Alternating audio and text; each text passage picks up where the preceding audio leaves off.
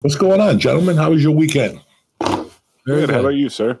You know, softball is back in full effect, and the edibles are still working. You know, that's all I got to say. Nice. It was very nice to go out there, get some sun. You know, can't smoke no dope. People throw you under the bus. I don't want to smoke dope in front of kids anyway, but I took about fucking 1,500 milligrams about 10 in the morning. By the time I got there, Wow. woo, we had to go down to where the Sopranos killed. Whatever, La Cerba. Okay. Pine Barrens. Yeah, the Adriana La Cerba. You know, it's so crazy. Like, you see Jersey.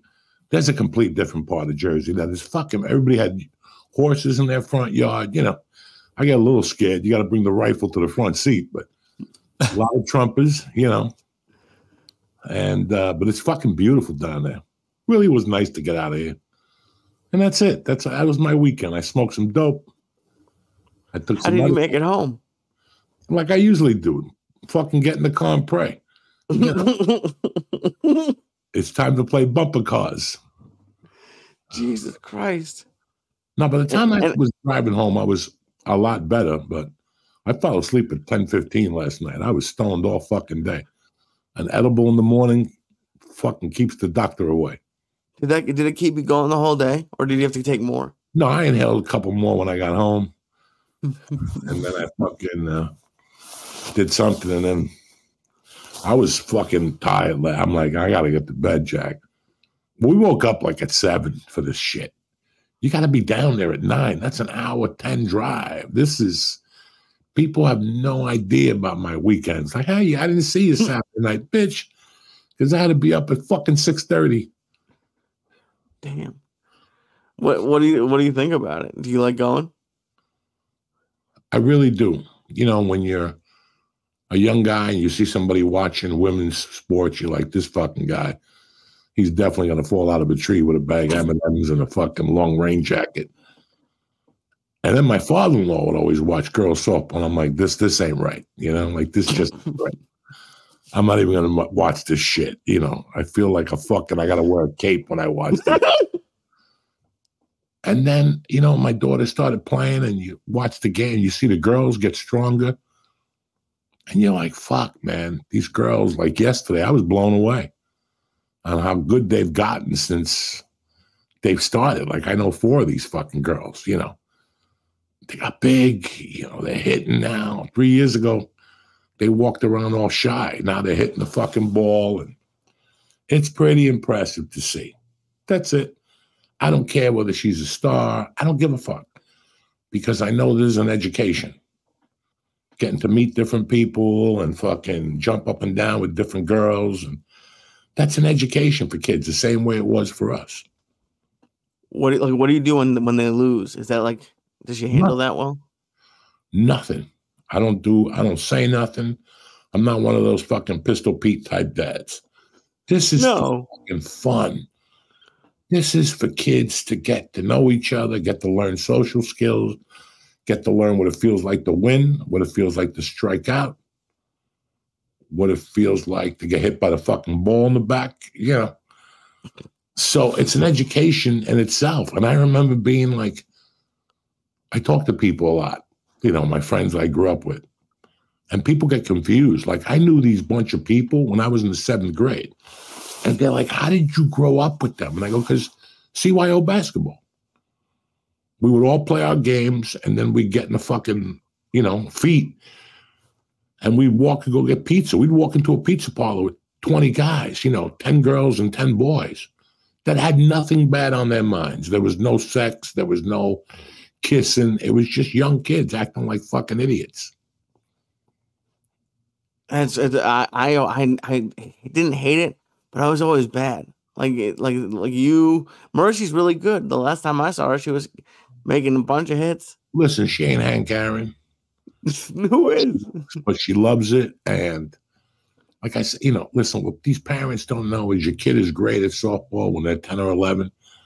And by the time they're 18, they're playing the piano. Oh, yeah. And you had all these big dreams about going to Oklahoma. I don't have no big dreams. She's got to have the big dreams, you know. it is kind of weird. Have you seen there's a little kid, like a little Gronk or something? Like there's people who like at putting their like their fifth graders like to be like the next big like NFL star. Like, listen, man, when you see what's going on today, the laziness of kids on apps and fucking phones, and it's 70 degrees today. I'm walking around. There ain't a fucking kid out there. Oh, right, that's true. It's brutal. It's brutal for fucking kids. So, this is the first time I go to the gym. And that last week, when kids were off, there was 10 kids in there getting trained by a trainer. Not like in there knowing what they were doing. These kids couldn't hit the mitts. They couldn't do dick. And I'm saying, one of the kids was a black belt in Taekwondo, and the kid was, and I'm watching this kid throw punches, and I'm like, this kid's in no danger. New York City, he's getting beat up by the falafel guy. You know what I'm saying? Have you ever been beat up by the falafel guy? Nah, when I was growing up, there was no falafels. It was straight up hot dog with mustard, ketchup, or fucking sauerkraut. That was good as it got. That's it. You didn't go for like the meat over rice? Or like, remember there's none of that shit was allowed when I was growing up. There was no people yelling on the street. Remember that night we're going to Sony Hall, there's some guy yelling flounder sandwiches. Flounder sandwiches. I mean, who would go in there for a fucking flounder sandwich on 42nd Street? They just caught that flounder and fucking on the Hudson River. It ain't even a flounder. It's whatever, fucking Egyptians hunt. These Hamas, they don't know how to fish. They'll take it out. That's a tuna. All right. It's a tuna. It's next thing you know, it's a fucking shark. It's a jellyfish. They're all sitting there with swollen lips. Oh no. Yeah, but I wouldn't eat half that stuff. That stuff it was hot dogs. That's it. No, like you don't go for like the nuts. You gotta walk 20 blocks. The city, hot dog guys are probably making $100,000 a year because people had to walk to get to them. Now, you're in competition. It's like having a Subway sandwich. I got to duke it out now with Subway, Carolina's sandwiches, hot and spicy. It's not just selling, and they all suck. Isn't it true? Like they have fake like sour bread umbrellas. Like when you go and it says sour bread, it's probably actually not sour bread. Oh, you get those for $10 at a flea market. Next thing you know, you eat some kid's tail. It's fucking, No, I don't trust none of those motherfuckers no more. I go to a place right here in Old Bridge, Nikki's Dogs. Ooh, the chili with the potato sticks. Ooh, a couple potatoes in that motherfucker. What? But they again, put that on a hot dog? Yeah, she's not there every day though. She's there like Thursday through Sunday. So if I go to jiu-jitsu Friday and I had a good week, I'll stop in there and get a fucking hot dog. It's good for the soul, man. Buenos dias. It's Tuesday, the 9th of April. The check-in is brought to you by Freeze Pipe. Listen, are you tired of smoking weed and getting a lung full of harsh smoke? Listen, the struggle is real, but the solution is chili. You understand me? Hot today, tamales tomorrow, whatever that is.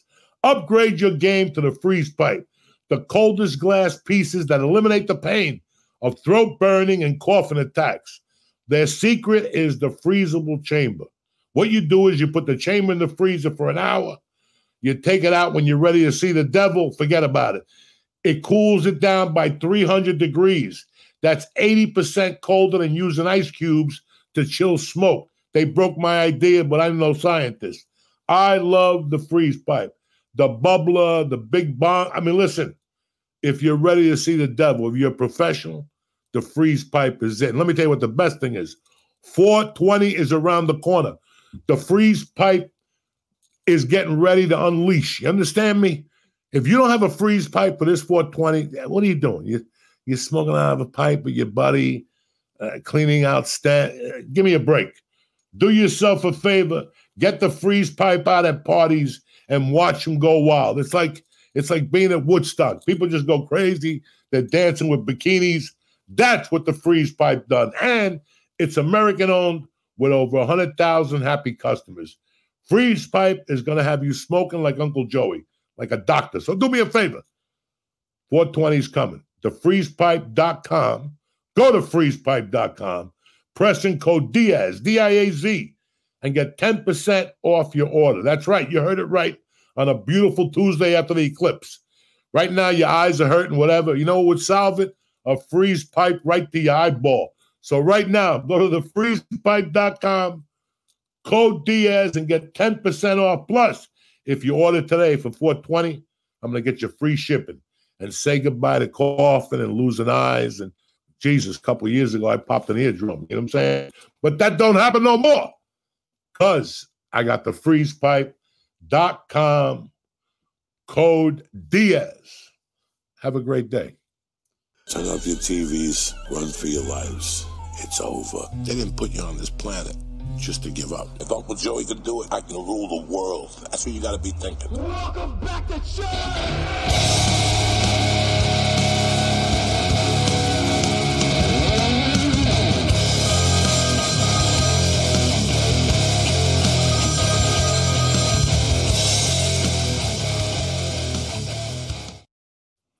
What's the story there, Mungo? How was your eclipse? Listen, leave me alone, please. What, you don't want? I brought one for you. Good. Take them and sell them back to the guy who sold those to you. You don't want one? No, I don't want no fucking eclipse. The eclipse is over. I was out there with no shields at all. Nothing? Looking around, nothing happened. Maybe tomorrow I'll wake up like Stevie Wonder with glare. I don't know what happened last.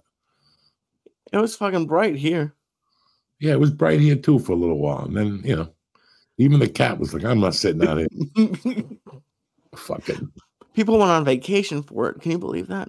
Oh, yeah. Monday, Tuesday through Wednesday are the busiest days at the airport this week. High travel people. You know what's funny? I'm sitting there going, what if it's a joke and the fucking Russians just bombed that whole line? And you're sitting there going, I should have stayed home and mind my business. You know what I'm saying? Like, whenever I see a big conglomeration like that, I ain't going, not even to, there's nothing, before I was watching World News Tonight, we got together to watch, leave me alone, all right? What country? All those migrants, they're fucking out smoking people. The Mexicans, they're fucking doing laundry and cutting grass, Black people are working. Well, it's a bunch of white people out there with glasses like, oh, God, this is beautiful, with Birkenstocks and, I hope they had Mando on because those eclipse people get stinky as fuck. Oh my God. I used that Mando last week. Whatever odors you have, they're fucking gone. That Mando, I stopped itching. I get like dry skin from itching. Right. I said to put the Mando on because it would keep the moisture away. Dog, I go to fucking the blue light therapy. I rub that on me. I don't sweat a bead. You know what I'm saying? I'm in there fucking. How much are you putting on? I put a stick on every time I go to therapy. At least you smell good. Fucking bead. When I come out of there, it's like it's all over. I'm pissing all over myself. By the way, guys, I'm very sorry about the podcast last week. I had to pee like 9 times. I mean, it's scary. And what it was is those Zims. Really? I could eat one of those things, maybe 2. But if I'm walking around like some fucking guy in a Brokeback Mountain chewing that shit all day, oh my God, I got up to pee 2 nights in a row. It was like a 20-minute pee. It would just go. I'm like, I'm going back to bed. Now I'm gonna feed the bed. I had to get back there and stand like a fucking statue. It's a goddamn nightmare. I threw those things out because I bought like a blue one, like some type of mint, whatever. And I bought some whatever, and it was okay. But I'll tell you what, Lucy, whatever, tastes a lot better than that. Right. But I think it swells up my fucking prostate or something. It was not bueno. I had to take the fucking root again, and and now I'm pissing normal again. Thank God. That day, like the one day I took last Thursday, I put a Zen in my mouth, 11:15, without thinking. And I went to jiu-jitsu. I thought I was going to have a fucking heart attack in there. Jeez. And I had to pee 4 times in an hour. I was like, this is what it is. Did that happen when you would smoke cigarettes?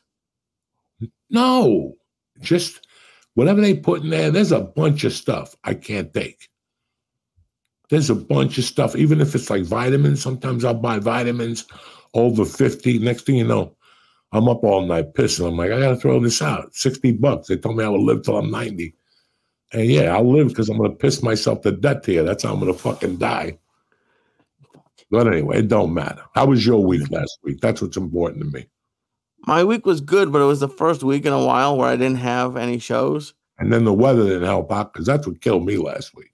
Oh, really? Oh, it was fucking, you got 22 inches of snow up there.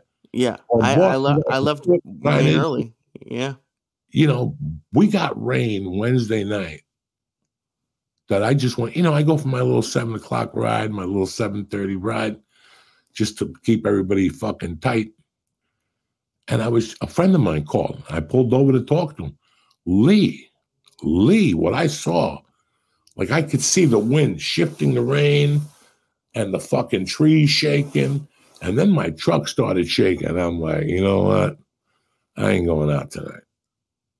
Really? It was that bad?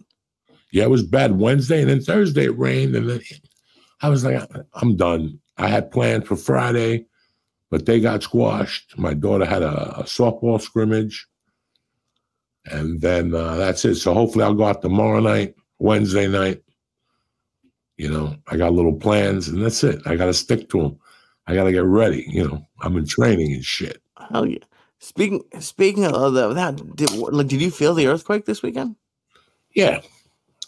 Nothing? Yeah. No, I lived in LA for 23 years. That was bingo time. People running. I saw Priuses taking off. Everybody was scared. All the electric cars and shit. That's what everyone said. Everyone said they were freaking out, and it wasn't a tiny one, but it was like a 4. It's funny because I was in the gym. Okay. And I was with my buddy training. And as it went down, nobody knew what had happened. And I told him the story about when I moved here, Lee. Okay. I got here August 19th, but I didn't move into my house till September 2nd. Right. My daughter started school September 4th. It was like we moved in and we were off and running. I was going through hell at the time. I was in a living hell. I brought boxes of edibles with me. Mm-hmm. And I just could not. The anxiety was killing me from the fucking withdrawing on the Xanax and shit. And my head was just fucked up. We went through 8 years on that corner eating fucking 2,000 milligrams a day. Plus I was moving. It was a big challenge, So after the first week I'm here, I realized that my daughter's going to school and I'm going to bed 2 hours before her. Wow. Before she's leaving. Like I was on California time. I wasn't going to bed till 1:30 in California. So I get here, I'm staying up till 5:30, and I'm enjoying it. Like, I'm up at night, there's COVID, I don't have to do dick, and I'm popping these fucking hash pills. All right? And I'm going off. By that time, I had the Michael Jackson tea brewing. I had the 3 packs of THC tea, and I would put 1,000 milligrams in fucking tar in it, syringe. And then I would put, 1,400 milligrams of ABX in there. It was Michael Jackson tea. Yeah. By the time I got finished with it, it wasn't even tea. It was like a fucking silk of oil on the top. It was just amazing. And I would drink it and I would get fucked up. But I didn't know what my reaction would be every night. I didn't know if I was going to pass out. I didn't know if I was going to eat half the kitchen. Some nights, whatever was in that fucking junk would make me stay up and do fucking somersaults down here. And I'm watching TV and I'm smoking dope outside. And I'm like, And then one night, we moved in on the 4th and the 2nd. Okay. And my sister-in-law died on the 5th. Damn. Okay, so we moved here like on a Saturday. Me and my sister-in-law got off the phone on Tuesday. And by the time I went to the Stress Factory and pulled into the garage to do a set with Tim Dillon, my other sister called me and she goes, "Did you hear the news?" And I go, no. And she goes, your sister-in-law died, Sherry. And I go, I just talked to them at 6 o'clock. It was like 9:30, 10 o'clock at night. Holy shit. It was a fucking weird week. So I'm sitting down here about a week later, blasted out of my fucking mind. And I'm starving. Let me go upstairs to the kitchen, see if there's any salami and cheese, whatever I was eating those days. And I walk upstairs, Lee, and 1 minute I'm eating, and the next minute, Lee, the kitchen looked like a bomb dropped. Right? There was cheese puffs and fucking white bread and fucking salami on the floor. And I had opened up like a fucking iced tea, and it would leaked. And in the middle of all this, I'm sitting in the fucking kitchen. Lee, you just won't believe this. It's 4 o'clock in the morning. I'm sitting in the kitchen, and I'm looking at the light in the living room. Okay. It's not a chandelier. It's just like a little light that hangs. Right. For some reason, God made me look at that light. And the next thing you know, I heard a fucking rumble, Lee. Like the house was shaking and shit. And I'm like, this has to be a bad dream. I'm going to tell you the truth. I'm telling you the story for the first time, the truth. I'm looking at that chandelier shaking, and I'm feeling the cabinets are shaking and the plates and shit. Okay. And once it stopped, I just sat there, looked around, and I'm like, I'm not even going to deal with that. I'm going to finish the salami sandwich. And I'm going to bed like nothing happened. I'm going to make believe that did not happen, because that was an earthquake. And there ain't no fucking way on earth that I just lived in California for 23 years. I'm here for 2 weeks, and there's an earthquake. This is just a bad dream. This is the edibles. This did not happen. And I went to fucking bed, and when I got up that morning, there was a fucking earthquake in Freehold, right where Ken, the Chinese guy is. Right. It was right down there, Lee. I woke up the next morning like, what the fuck did I do?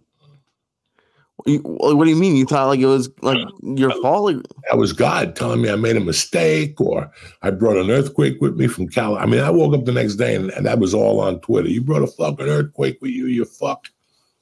Holy shit. That's crazy that you think you would blame yourself for that. I didn't blame myself. I just thought I had the malouk on me. I thought, fucking, this was my sign that this was not going to be any bueno and shit. And then how does that relate to the one that just happened? I was telling him the story. And then the woman, that his ex-wife, is also a trainer in the gym. She came out of a different room and she goes, did you feel that earthquake? Right. And that was an earthquake. And I told him the story of what happened to me. He was dying of laughter. Dog, it was so surreal, Lee. It was like the night we were in the office right before we left, and that car came by and yelled our names. Oh, yeah. We both looked at each other and were like, it's time to go. Yeah. Because we had been there for 8 years. And all of a sudden, the pandemic, nobody's allowed in the street. And somebody actually came to the gate and was yelling for us to come out to get high or whatever the fuck they were saying. And I'm like, it's time to go. So when I got here and I got that earthquake, I'm like, oh, that's a signal, Jack. We better pack our bags up and go back to Cali like fucking LL Cool J. Jesus. Did you look at it, or it was just like a momentary panic? It was a what? Like, did you actually look at moving back, or was it just like a panic for like a second? No, I didn't fucking look at moving back. I was here 3 weeks. How bad would you look if you fucking came back into town with a U-Haul? We're not doing it. Get the fuck out of here, Okay. I would imagine, like, Jesus Christ. I didn't know everything went so bad that first week. It was just like one thing after the other. I wasn't sure I'd made the right move. She was one of the sister-in-laws. She lived 3 hours from me. But I fucking love her to death. She was there when I started comedy. She did everything for me when I came back in 93. And over the years, she would come to my shows and, she made fucking best chicken cutlets you ever had. She had like 3 dishes that were fucking unreal. So I was waiting to come back here to hang with her, and I would go down there on the weekends with her and my brother. I fucking loved her. So that news was brutal. And then 2 days later, I had to drive 3.5 hours to the fucking wake. in COVID, and I'm petrified. I got to pee. And I got to walk into these gas stations, and I'm like, what the fuck? And then I walk into a funeral parlor, and they're everywhere. And people got masks on, and I was like, this is not happening. I'm going to die. Wow. And I remember staying there for an hour and getting back in the car, and it was another 3.5 hour drive. And I had to keep stopping because I was nervous. I had anxiety from the fucking COVID that I was going to get in the gas station. It was brutal. And you don't really drive for anybody. I'm almost surprised you went. I had to go to this one. This one I had to do. This one there was no getting out of my way out of that one, you know. So I'm happy I went. I made his world. I made my world by going. It gave me peace, and I'm still not at peace with her death. Obviously, I'm still talking about it. I took one of the flowers from on top of her casket, and I still got it. I mean, I was tight with her, Lee, really tight with her. She had been married to my brother since I was 23. 23, 24. Wow. They stayed married that entire time, and she would come to shows every time you were in town? Every time I came to town, Jersey, Philadelphia, Atlantic City, New York City, I gave her a fucking edible. In New York, remember when they shut the window, all that shit, they were there. Right. They were there, man. So, you know, it kind of was fucked up at first. It happened when I was in a parking garage. You know, that's when they were doing comedy in a tent. Jesus. It was just like a fucking, it was like something out of a Twilight Zone. I'm like, this is not fucking happening. But we live and we learn. We get stronger. We become savages. And we keep slinging dick, cocksucker. What do you got this week? You got any comedy? What do you got? Oh, yeah. This week I'm doing a big one with Josh Wolf at the Gramercy Theater on April 13th. Oh? I'll be there. Yeah, it's going to be great. It's I'm so excited to do all these. Like, I've gotten to do Stony Hall with you, and now I'm doing like another really awesome theater in New York. And New York to me is like the mecca for comedy. And so just to be able to do anytime in New York is awesome. Crazy as a young comic, what cities you hold. Yeah. There's a list that you won't tell nobody where you want to perform, you know, because you don't want people to laugh. You'll never get into the punchline. Right. You'll never get into the spellbinders because you're Jewish, you know, whatever. Right. They always, so you don't say nothing. You just take the weeks as they go. First place I really wanted to go to, Lee, and I got my wish, was Detroit. Really? What was it about Detroit? A buddy of mine was from Detroit, and I really, really liked him. He was one of my saviors in Colorado from 87 to about 95. He was tight with me. He always got me great jobs. He sold me cars at cost, you know, and I just liked him. And I always liked the idea of it was the capital of murder, whatever, the murder capital for a long time. And what really happened was a friend of mine asked me to go to the Bahamas with him to do a cruise, right? Oh, shit, okay. And really good guy. He just reached out to me 2 days ago to check in. This is 1995. Me and him, February of 95, I'm supposed to meet him in Florida somewhere to get on this ship. And we weren't doing on a ship. We were doing in the Bahamas. Oh, like a resort at the Bahamas? Right. And I was really nervous because he called me and said you had to be spotless. That if you slipped, they would come take you off the stage. And by the time you got to the end of the stage, your room was packed and they had a helicopter for you to drive to take you to the mainland. And sometimes they would press charges on you. This is 1995. And I'm a little sweating it. And about, a week before the gig, he calls me from a hospital in Florida. His gallbladder blew up, something. and he had to cancel that week. Motherfucker. Right? And I'm like, damn. But again, I knew I was going to get taken off that island. There was no way. I was definitely going to get pulled off that island. I didn't know if it was the first night or the third night. So when he got back, he felt really guilty. And he goes, do you have a resume? My resume? And I had his resume because I used it. I would always open up for him. So people would say, send the resume, and I would have one of his and whatever. Plus, I would look at his resume and fucking dream. He was the HBO Comic of the Year in 1985. And, you know, had a couple specials and shit.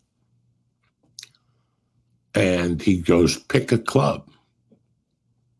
And I saw this club in Detroit, Michigan. I go, that one. And he goes, I'll call you back. And he called me back, and he goes, call the guy. He's waiting for you to call. Joey's Comedy Club. And were you headlining or featuring? I was featuring in Dearborn, Michigan. Jesus. And I drove, and the weekend changed my life. I learned how to feature really well. I got 3 more weeks offered to me, and I met a girl that I ended up staying with until 1999 or something. It was the weirdest weekend ever. That's a pretty good weekend. Yeah, I drove back, and then she came to Boulder and hung out with me for a few weeks. Then she went back to Michigan to get her stuff. Then she came back to Boulder. We went camping, and then she went to Seattle, and I met her like 2 weeks later. Damn. All because of this one weekend. Yeah. All because of Detroit. And you just kind of picked it at random? Yeah. Listen, I always wanted to go to New York, but what was I going to prove in New York? I already knew the rules in 94 and 95. You know, people would tell me, if you go to New York, you're not going to get a dime. Mm-hmm. Every set is free. So you got to cover yourself and get rides. And then I really wanted to do Vegas, but there was something about the insignia of the Seattle Comedy Club at the time, the Underground. Mm-hmm. That just seemed cool to me. The name, the Underground, seemed cool. The insignia. Now, did I ever think I'd end up in Seattle? No. But that's the way it went. You know, that's just the way life was going at that time. There was no plan. It was, kumbaya. 1 minute you're in Idaho. The next minute you're doing a one-man show. Not a one-man show, but you're doing a show in Wyoming. The next thing you know, I'm in Michigan. But then, when did the switch change? Because, you and I were talking today, and you have a plan for everything now. But then I've always had a plan. This is your fucking career. You're not going to get nowhere running like rampant, okay? You're not going to get nowhere running rampant. It's great to be that in the beginning until you really find out what's going on and how the system works. And you don't even know how it works at that point. You're still going on the funny gauge. You know nothing about selling tickets, and you don't want to know. You barely got a headshot. Yeah. Right. You don't get a headshot till 10 people ask you for one. Okay, deal. I'll send you a caricature. When I went to court in 87, the guy from the paper drew a... No, but that's the problem. I don't like people moving slow in comedy. I didn't have the basics till I was in Boulder in 95. That's why I started getting the basics, but I was attacking Lee. I was like, you got a gig, I'll do it. Gas station, under the gas station. I used to do a gig on Monday nights. I still laugh about it. It was at a bar, and they had a stage. You think they put us there? No. They had a room all the way in the back that had this molding on the wall that looked like you were, and only sat 12 people. Oh, fuck. And I would go in there and kill on Monday nights, just in this little fucking room. It was just a set for me. But that was the mentality. When I talk to Jimmy Florentine, he's around the corner from me. I love talking shop to Jimmy because he'll tell me what places around here used to do comedy back then when he started 30 years ago. And one of the places is the same strip club that my buddies own now. That was always a strip club. And he did the open mics there on Monday night, upstairs. They have an upstairs. So he would do the open mics upstairs at this fucking strip club. I can't wait till I look back at them. But it's like at least at my point, and I'm lucky I get to talk to you and I get to talk to all the people I open for. But I don't know how to I wouldn't know how to make a plan for comedy if it paid me. Like and maybe I'm just nowhere near that point yet, but I would do any show anywhere. And it's like, listen, I worked dumb with comedy. I could sit here and lie to you. I didn't start working comedy correctly until I met my wife. It wasn't about 2003, 2004 where she goes, let me see your notebook. And she's like, you got to get rid of this.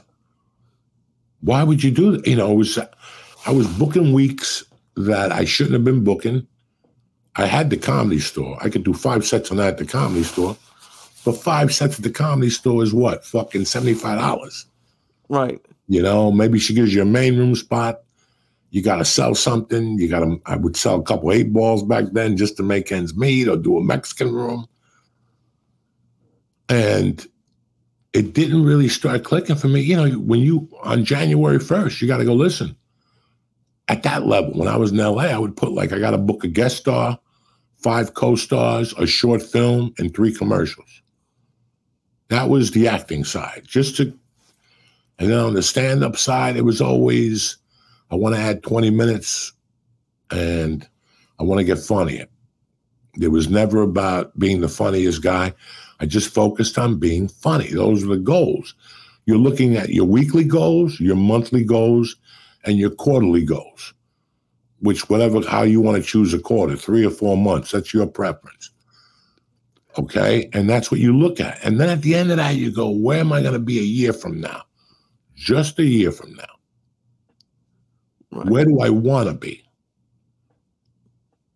And what things do I need to do to get there in a year? I need to do 400 spots. I need to take a cold reading workshop to help my stand-up. I need to do, a couple seminars. Because, around here, they're all cheap. The same seminars you get in Boston and New York. Well, Boston, Jersey are a lot cheaper than you'd pay in New York. Oh, yeah. Fuck yeah. And you're always going to get one thing from somebody. My daughter went to basketball camp last week. And I told her, I said, listen, I don't know what you're thinking, but I know from experience, if you get one thing in those 5 days, just one thing and work on those 5 things, that thing. For those 5 days, yeah. Yeah, it was worth me sending you there, and it was worth it for you. Rather than going expecting to be the best basketball player? No, that's why I really enjoyed what you did 2 weeks ago. You did a weekend, and then you went right into a week. Okay? Yeah, that was awesome. And I know for a fact that you improved just a little bit. I know that. Not because I was watching you, not because people were telling me, but because I know how those weeks work. And what happens is you do Thursday, Friday, Saturday, Sunday you have off and you're tired. And then Monday you're like, I don't know if I want to do comedy on a fucking Monday. And you go down there and you have a great time, whether you bomb or whether you fucking, kill it. You have a great time, and that gives you motivation for the week. So you put 2 weeks. Let me tell you something. I used to do those triple runs for a month. Damn. Every night, 7 nights a week? No. Not even. It was some weeks were Tuesday through Saturday. Okay. Some weeks were Wednesday through Saturday. Some weeks had a Sunday.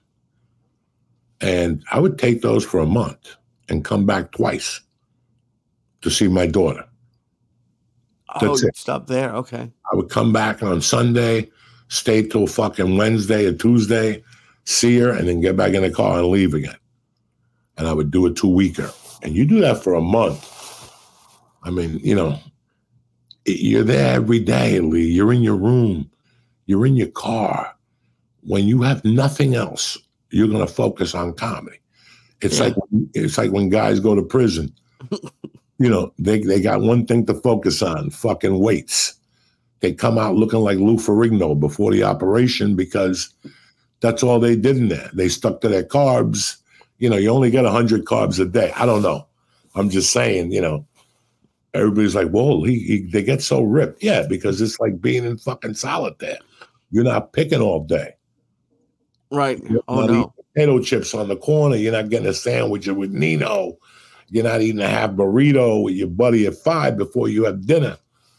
So when you only have one thing to work on, the fucking the gains are going to be tremendous. You might not see them immediately, but you'll see them 6 weeks from now when somebody calls you and says the headliner is running late. You got to do fucking 10 more extra minutes. And there you are. Good to see you, brother. And there you are, stuck. And in your mind, you collapse. But then muscle memory takes over. And right. There's a lady with an orange hat. Ooh, you just got 3 minutes off you. Ooh. See, I don't do that enough. You get to talk about that lady's orange hat. Yeah. Like when somebody in a UFC fight, when somebody gets punched 3 or 4 times and they grab your legs and clinch to regain, like they're hearing birds and Chinese music and the room is tilting and shit. Holy shit. But that's your oxygen.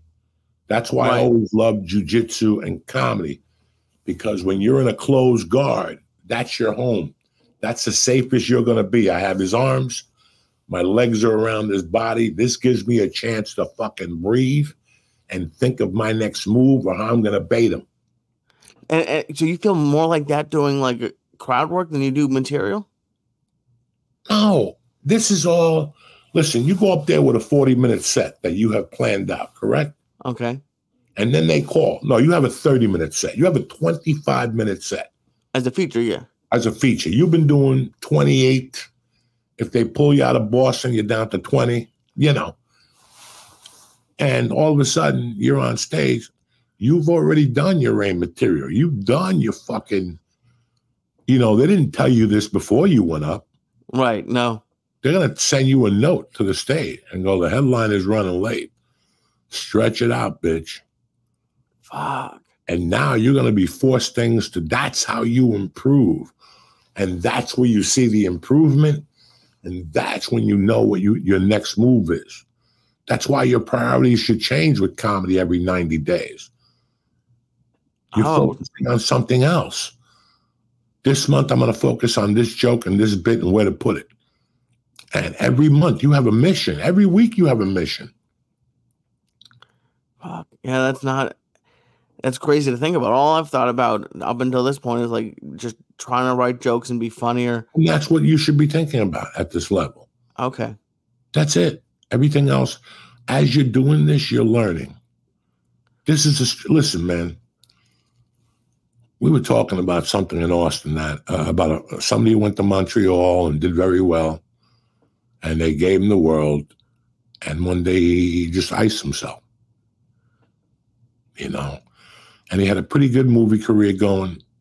There was a particular director that fell in love with him, and was giving him movies, but what he wanted to do, they didn't want him to do, And it's really weird because I always think of him when people get a quick push, how they're going to handle it. They're either going to excel, and then you got to give them rope again, because how are they going to deal now that they got 10 million? How are they going to treat other people? Are they still going to come to the Comedy Store and do sets? It's very interesting to see all those things also. And then, I want everybody to be ready before they get hit with a ton of bricks. That's what my point is here in this comedy career. There's 2 fucking careers in comedy. There's that fucking around one when you got your friends and you're all comparing shit, and then you move up a little bit, and then you move up a little bit, and then guess what? It gets fucking real. And now every time you go on stage, like I told you, every time I go to the store and I'd bomb, I'd walk to the car going, this is the last time I'm going to see this building. But I feel that way every time I go on stage. But I do see. It's fucking nerve-wracking. Oh, it's hard. That alone, that thinking in your mind, that eats at you. Yeah. It eats at you. And you know, all these things, I want you to, when you walk, listen, you know, I don't even know how I was prepared for Mitzi Shaw. Till this day, I sit there and I'm like, how did I pass that audition? That audition was scary enough. If you want me to sit here and go, oh no, I just walked in there. Dog, you're shitting your pants. You got a bead of piss that's about to come out of your turtleneck. I had to wrap my uncircumcised dick with a bread tie. You know, I got a piece of shit in my ass. My stomach is rumbling. You don't want to have a cocktail because you might forget your material. You don't want to smoke pot because you might forget your material. It's 1,000 things. You're going up in front of your future, whatever you think it is. So what if you go, yeah, I'm going to be a comedy store guy. You walk in there and she goes, nah, you got to go home and come up with plan B. Now what do we got? I can't even imagine that. Find out what her feedback is.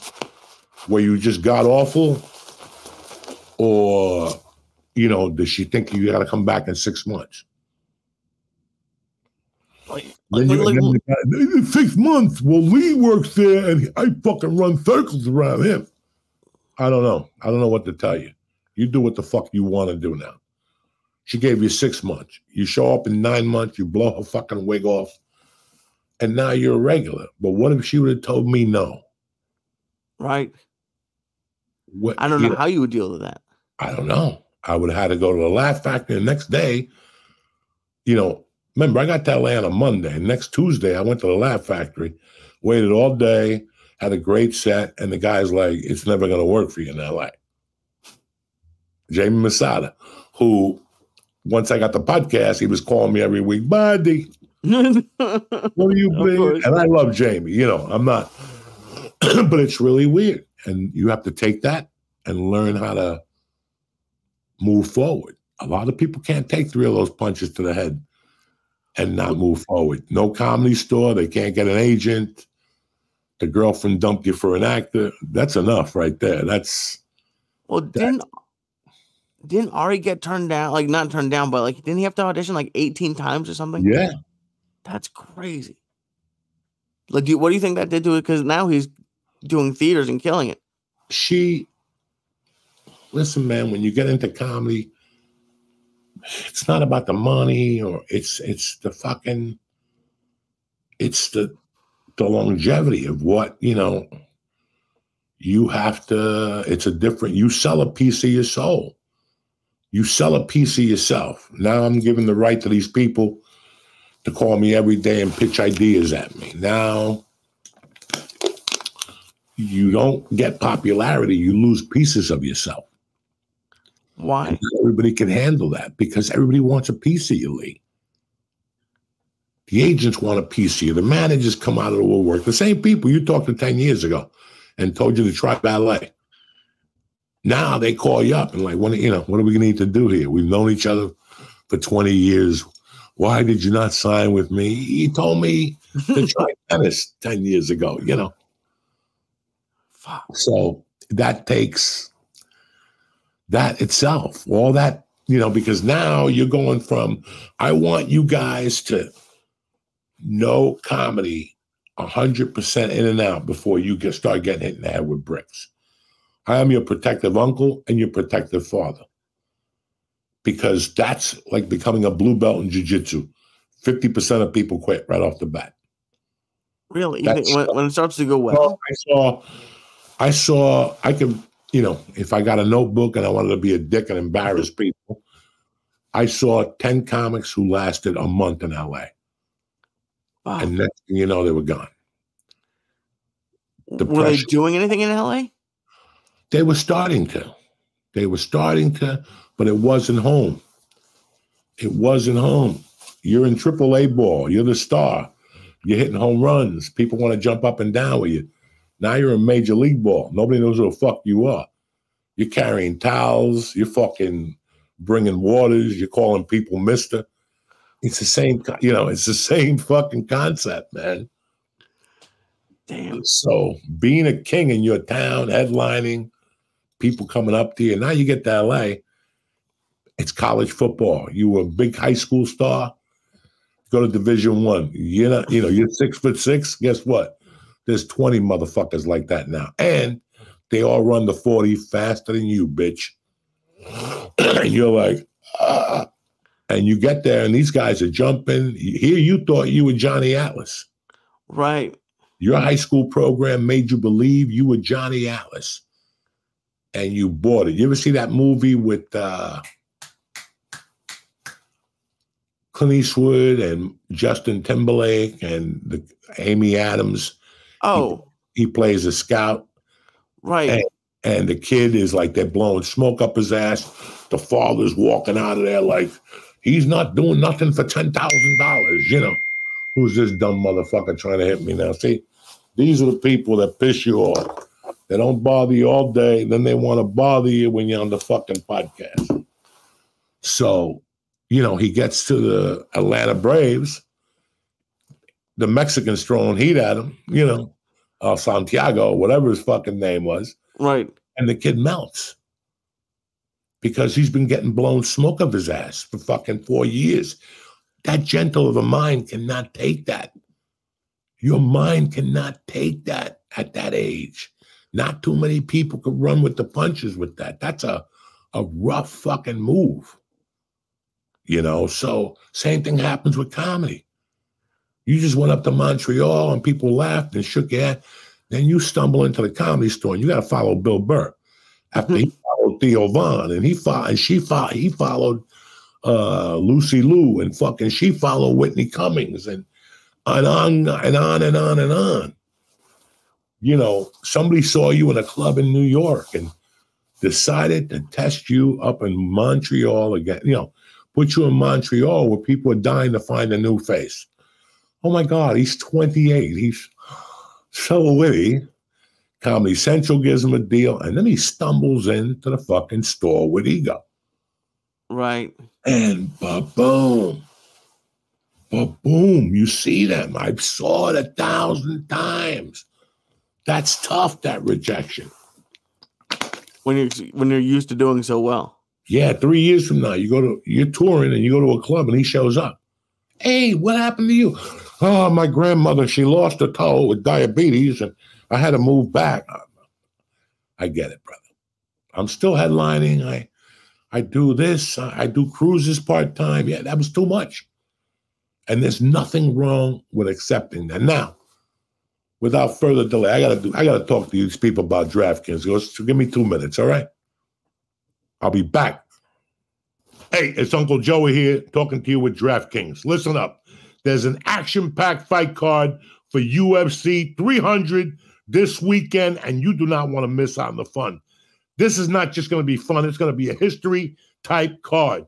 DraftKings Sportsbook, the official sports betting partner of the UFC, is giving new customers a shot to turn $5 into 150 in bonus bets with any UFC 300 bet. Listen, it's going to be a great fight card. I think you got like 19 former champions jumping, Kimura each other. It's going to be tremendous. I am very excited.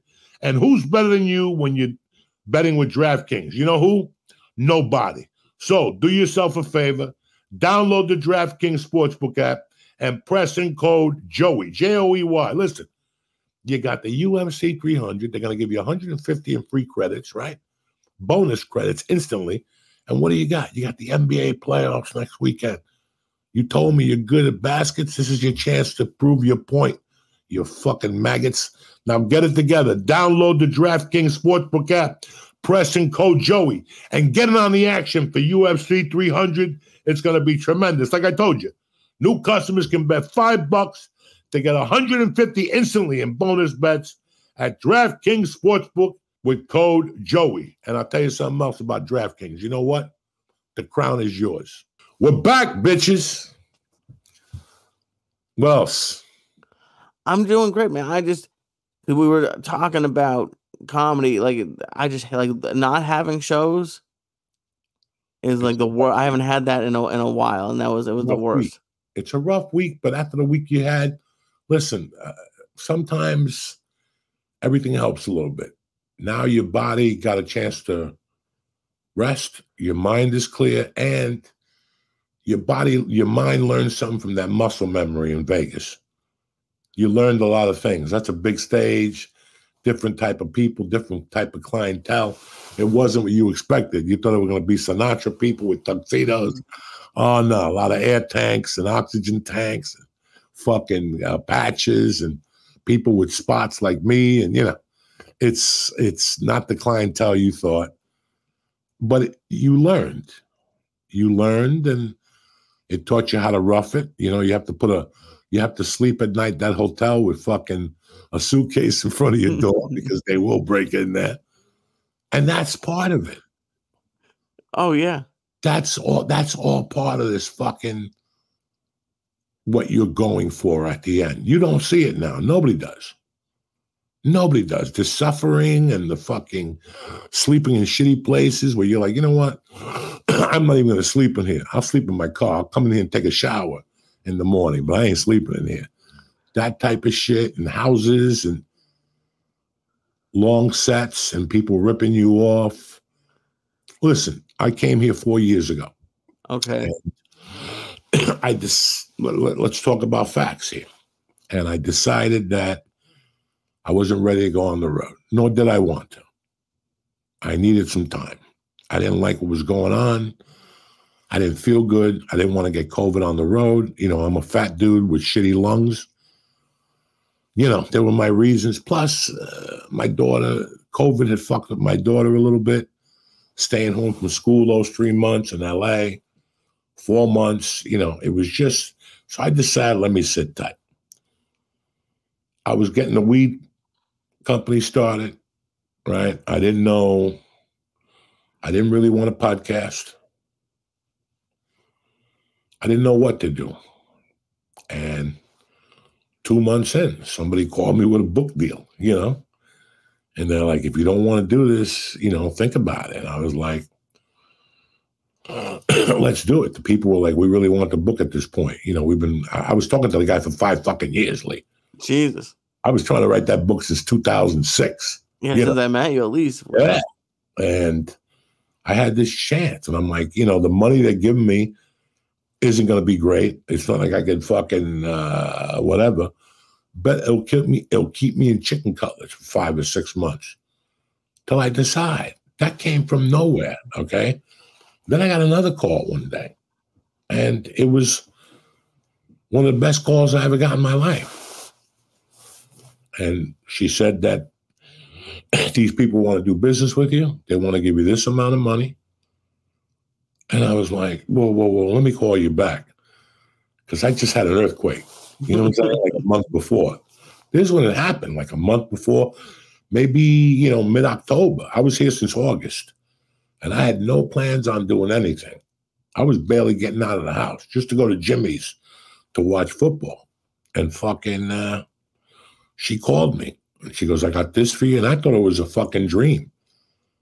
And I took it. And I felt guilty for a month or two. And I'll tell you what happened. I thought about 2 things. I thought about the time I bumped into Slash at the Riviera Hotel. And I bumped into something I had heard early on. When all these idiots are like, Lee, you still doing the joke, dude? And you're like, yeah. Tell us a joke. Let's see how funny. You always get your cousins or people to say that to you. And then they're like, hey, how much you making? And you're like, nothing. I'm just an apprentice. I'm an open. Right. And they're like, you're not getting no money, you fucking idiot, and all this shit. And a wise man told me, every time you go to these open mics, anytime you go to a clinic, anytime you go do a free spot that takes an hour, you're punching in. You're punching in. We've discussed this 1,000 times. Yeah. You're punching in. Yeah, but Joey, it cost me $50 in gas. Shut your mouth. They're giving you 15 minutes of one of the best comics in the world he's doing you a fucking solid. And here, you know, all you're worried about is a limo. And you get those guys. Like, if I'm working with him, I want a limo. Dog, you got 8 minutes. You just bombed at the fucking Silver Frog on a Tuesday night. And you want people lose their minds because somebody told them they were funny or whatever.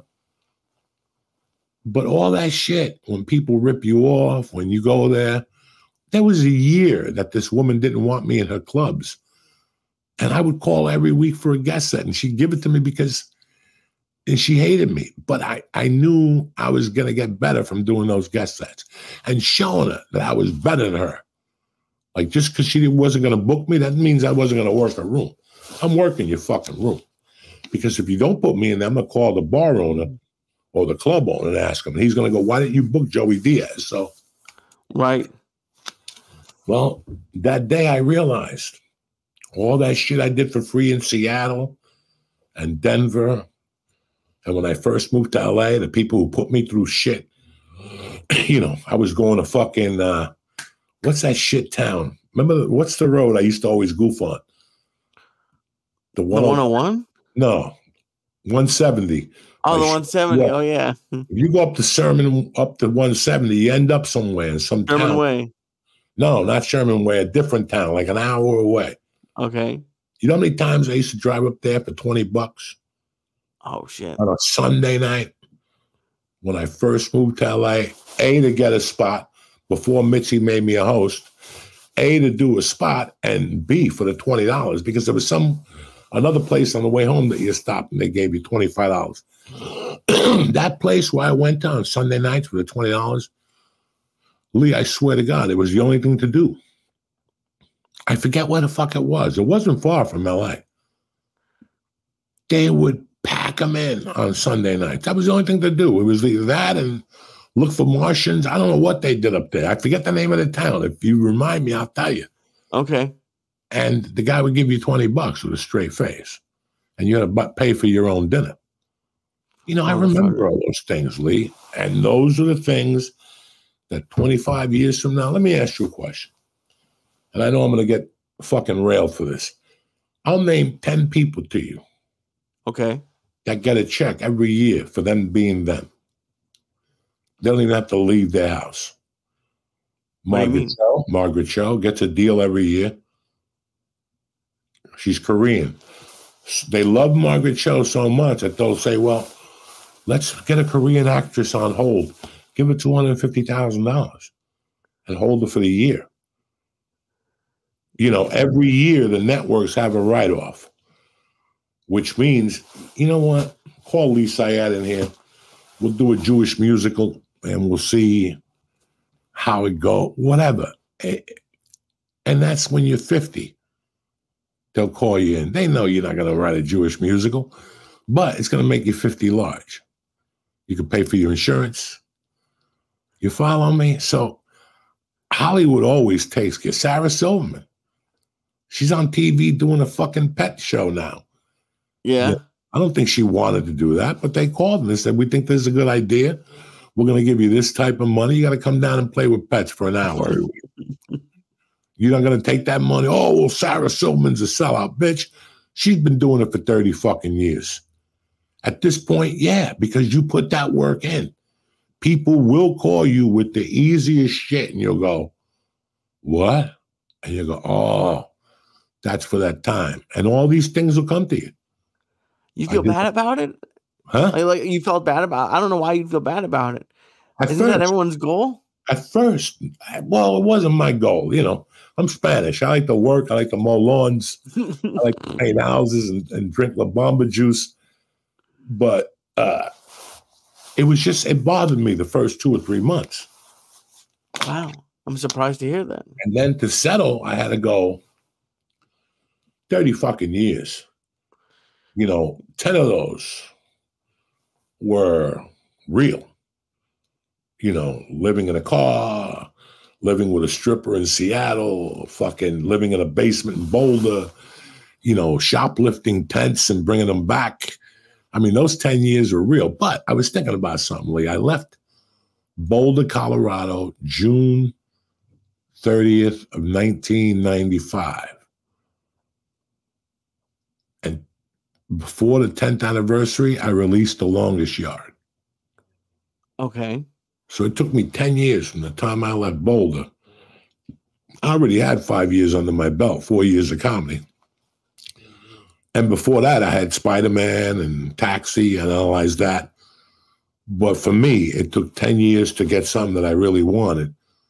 And it was The Longest Yard. It was 14 years in. I was at the right place at the right time. I didn't get it because I was better than anybody. I got it because I made myself funnier for the role, and I got it. Not because I was better. I was at the right place at the right fucking time. It was every other movie I'd gotten, I got killed in the beginning, or it was always some drama. And this was the first time I was going to be in a whole movie. Right. 10 years just to let comics know. From the time I said, fuck Boston, fuck New York, fuck this, wherever you're living, fuck Oklahoma. It took me another 5 years of struggling. And, LA was not no picnic the first 3 years, sleeping on Ralphie's couches and doing coke. And it wasn't an easy journey. And didn't you not get booked for the whole time on The Longest Yard? Like you got booked for like a short time and they liked you and kept you around for longer? Yeah, the contract was like a 4-week contract. And then after the go get him a Diet Coke, that was it. Yeah, dude, like that's why I can't imagine you feeling bad forever. Because I would imagine you felt pretty bad when you saw people who weren't as funny as you getting opportunities. Well, every young comic is going to see that, right? Mm-hmm. And that should make you 20% angry and give you 80% ambition to say to yourself, if he did it, I could do it. And if he did it, I shouldn't be mad at him. He opened up a door for me. Now this lets me know what I want to do. I try not to be, I guess for me, the word would be jealous. I'm more jealous than angry. I'm not angry at anyone for being successful. But when I see people that I feel like maybe I'm better than or as good as doing other stuff, I'm like, God, I wish that was me. That's when you have to just focus on your journey and go, fuck it. I got to get as funny as him.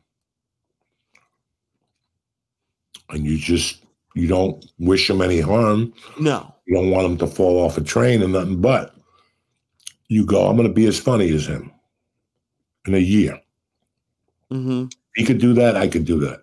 It's like when you start with a guy. There's always that guy that you started 2 weeks before, or he started 3 weeks after you in Boston. And after about 3 months, you become friends and you're doing the same things. But he got into Laugh Boston. You got into City Winery, and all of a sudden, you're like, what am I doing wrong? And then he gets you in over at Laugh Boston. Now it's worse. You're emceeing, and he's a feature, Right. And you know what? It should mess with you a tiny bit. Maybe let you know you didn't work hard enough. Maybe you weren't at the right place at the right time. Maybe you rubbed the owner of the Laugh Boston wrong. There's 1,000 things that are beyond your control. You were at a club one night, open mic, and the manager from Laugh Boston came in, and you had 3 beers in you, and you went up to him, when am I going to get booked at Laugh Boston? I'm a funny Jew. Okay. Check, please. Right. There's 1,000 variables. But at the end, you look at that person, and you go, God bless him. And then you go on your mission. And that's when you put the fireman hat on, like we discussed. It's a fireman hat. Things are going to hit you, and that's why it's cut that way, so it rolls off. And you're moving head first. Like, you always want to keep your chin up, but at this point in your life, you're working like this, and you're damaging your third eye because you got to steamroll past the bullshit. And there's going to be a lot of it. Some of it is self-inflicted. Some of it is you bring it on yourself, and some of it is nature. Not everybody's going to like you, Lee. Right. You look at those people and go, you know what? Don't go, I'll be back here in 3 years when I'm headlining. Fuck you. You don't know what Thank you for your time. Right. And just go, someday he's going to call me for a gig. I hope so. I was very humbly, very humble. Like, you know, and you're going to go, okay. And if you're an asshole, you're going to go, fuck you. But you're going to go, okay, I get it now. And you go down there, you give him a big hug. He cracks a joke, you crack a joke, and you both know why you're there. Because you're selling tickets. There's no reason to bring it up, or you both know why you're there. He needs you to sell alcohol, and you need him to sell the fucking tickets. Or he needs you to sell tickets, and he needs to sell alcohol. And once you realize that, that's a very tough swallow for comics. Yeah. That's one that we'll get to in a few months. Okay. That's a very tough swallow for comics.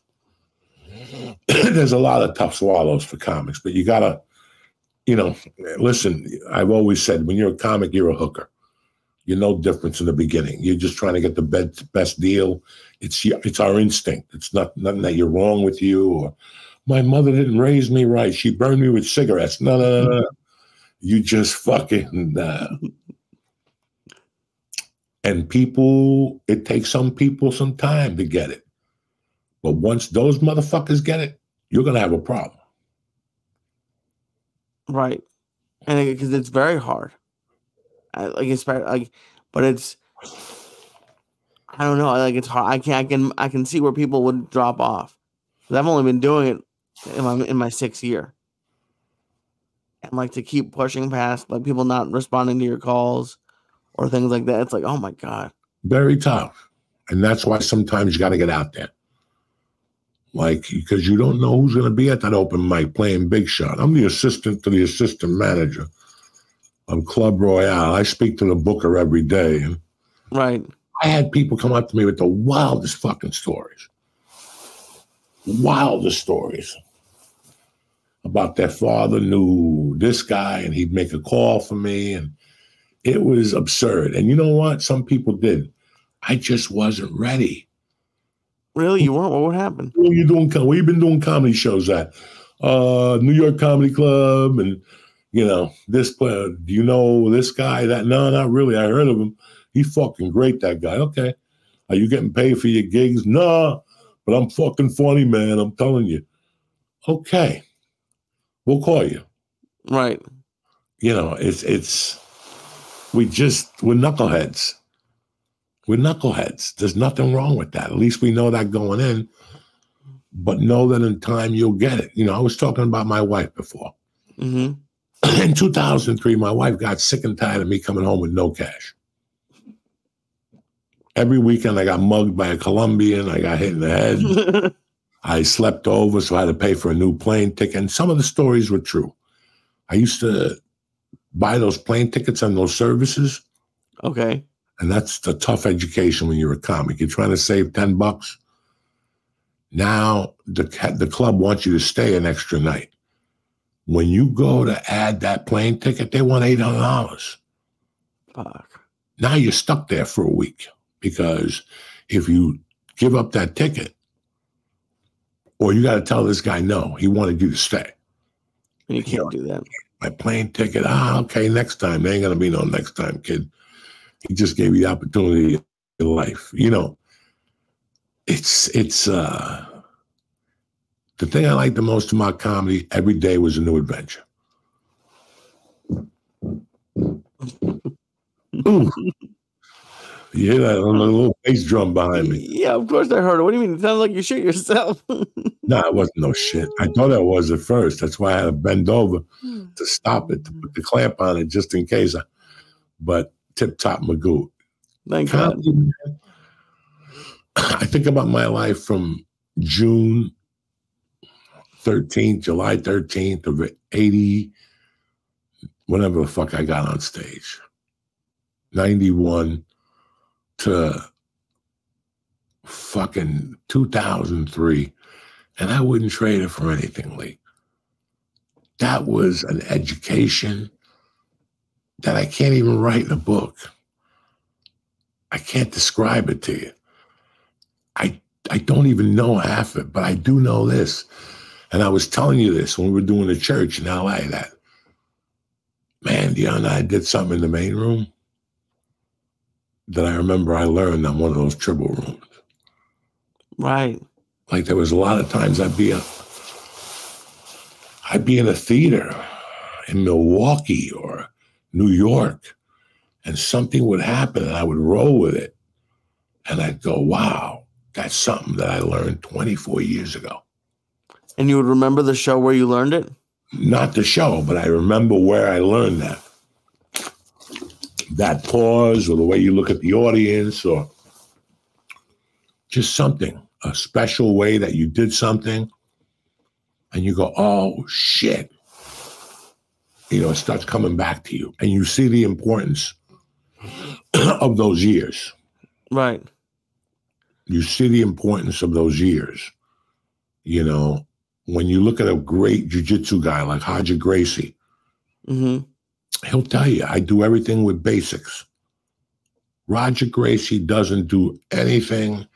Even if you know Roger Gracie's going to mount you and choke you, you're not going to stop him. It'll take him 35 minutes, but he's going to fucking do it. He's going to stay on that move and commit to it. I don't know what my point was. The edibles are kicking in. But how do you, I guess the last question I have is like, how,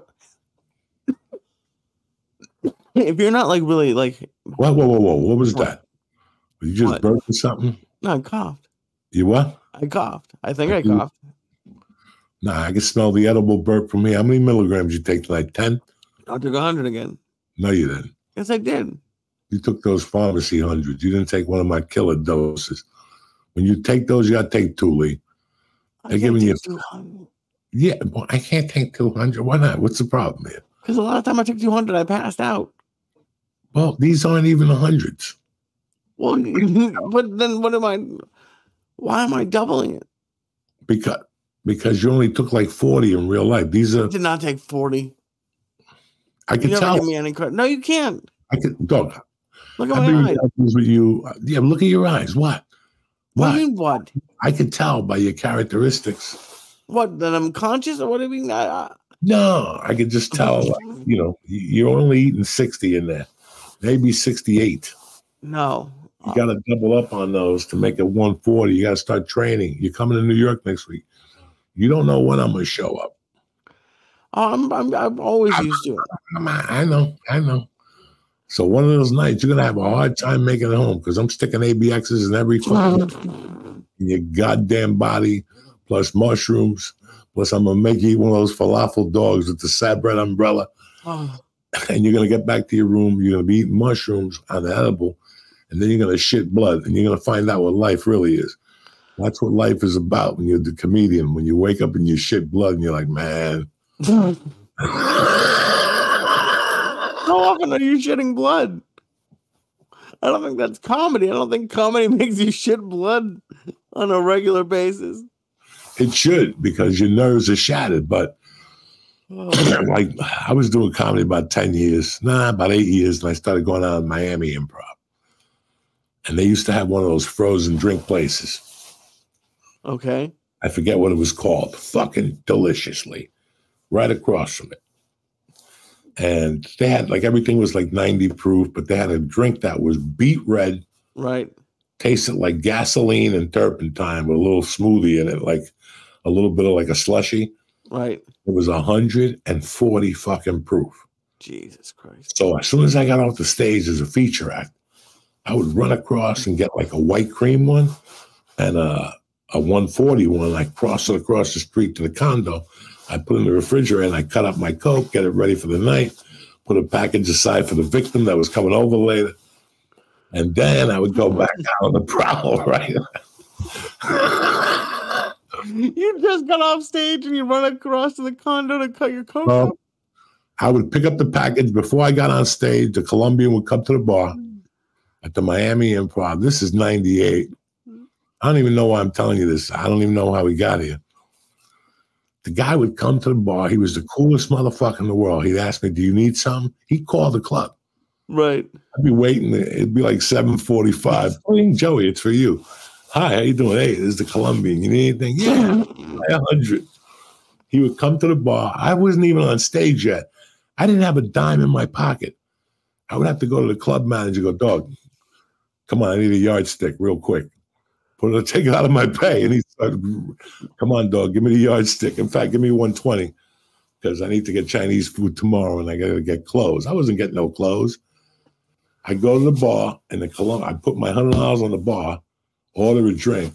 He would give me change. And then the Colombian would take the Coke, put it in a napkin, and throw it on the floor. And I would step on it. And then he'd walk out. I wouldn't touch it. I'd have a little drink to get me started. I'd go up on stage, rip it, get off the stage. The Coke would be in my pocket, burning a hole in that motherfucker. I'd run right to the fucking juice place. I'd get myself 2 cocktails and run right across the street to the condo, put one away, cut up the package, save some for later, and then I'd go back out. And for every drink I got at the Improv, I got one more of those fucking red drinks over there. Oh, so I would eat a bunch of pills and fucking drink and do blow. I didn't know what I was doing. Once you leave the Improv, you go to the Dolphin Bar. And people would just give you shit in there. So I didn't know what I was doing. So I'd wake up in the morning and my sink and my toilet would be filled with what I thought was blood. And I would go, fuck it, c'est la vie. I'm living like Lenny Bruce. Fuck it, this is it. Yeah, but you're actually shitting blood. What else would I be doing having this type of fun? Like at that time, I was having a lot of fun as a feature act. I never even thought about headlining. I didn't want to headline. My life was such a party as a fucking feature act. I'm doing 25 minutes. I'm killing. I'm at the store getting ready to kill these people. And now I'm getting to these clubs. I'm getting $500, no plane ticket. But at that time, I was getting a plane ticket because they gave me their credit card one time. So I was just getting every fucking card. Oh. But anyway. You earned it. My point from Miami, for the longest time, right, I would puke in the middle of the night. Right. And I'd puke in the toilet, and then the toilet would sink, and all that was left was red stuff. And I'd go, oh, well. It was a good week in Miami. Yeah, but then you're talking about shitting blood. What? Then you're talking about like shitting blood. What makes you do that? I didn't know I would puke, and then I'd flush. I know you puke. Oh, yeah. And what was living around was that red stuff. So I would go, I must have took a shit in the middle of the night and shit blood, and this is what. Dog, at that point, I didn't care. I was missing a tooth in the back that used to squirt at people. People like, you got to fix that. You're going to die. I lived with an abscess for 10 years. You know what I'm saying? Every time it gets swollen, I put a Coke rock in it and pop that motherfucker with a needle in the middle of the night. It was insane. How often would you spray it at someone? How often would it fill up enough till they could spray it? Whenever I wanted it to go away. You know what I'm saying? It was like that rose, people having their jacket and they take smell the rose, then they hit you. Next time I'm on Rogan, I'll remind them, when we'd be sitting in a circle in the back of the Comedy Store, this had to be 99, 98, and this would swell up right here, and it would shoot this way because I ripped the tooth out. Ooh, Dog, I would go home, get a bottle of Jack and Boulder and a wrench, and I would just work it all night until it came out and shit. So when I broke it, there was still a little piece left and then it got infected. Yeah. So it would swell up. So finally I had the balls to put a needle in there and squeeze it. And it was terrible. After that, it would fill up once a month and I would just go, and it would just go.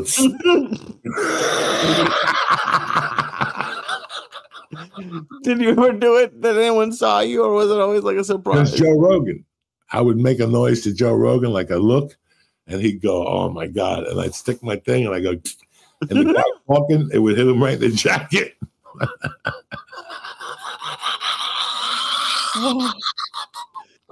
Ruin their fucking night. Can you imagine? They didn't even know about it. Yeah, like they did something.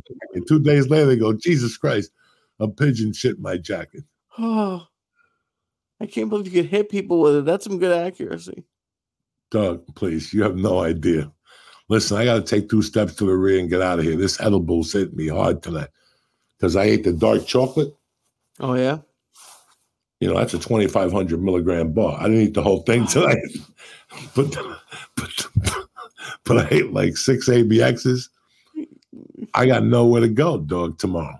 I would hope not. Like that tea you were talking about drinking was worse than what they gave Michael Jackson. Like, you just talk about this shit like it's normal. Like, yeah, of course. A few more, because I'm waking up tomorrow with 2 black eyes, like I saw the eclipse with no glasses on. These fucking pussies. They're gonna wake up tomorrow. Oh my God! Yeah. You never won? Yeah. No, I don't want no fuck. Look at you. You're like a gay Batman. You're like a gay Robin and shit. You headed to Club 66. You know what I'm saying? I think I look cool. And that works as a double. After you bang them in the ass, you can whip them with that. You know what I'm saying? You pretty bitch.